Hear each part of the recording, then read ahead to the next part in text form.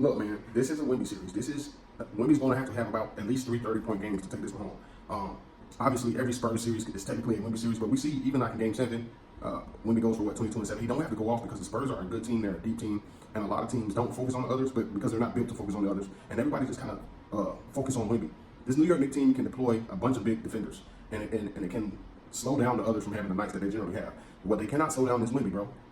The Spurs have to be intentional about getting Wemby the ball. Wemby has to be intentional about his offense because he isn't always intentional about offense. He's a team guy. He's always going with the flow.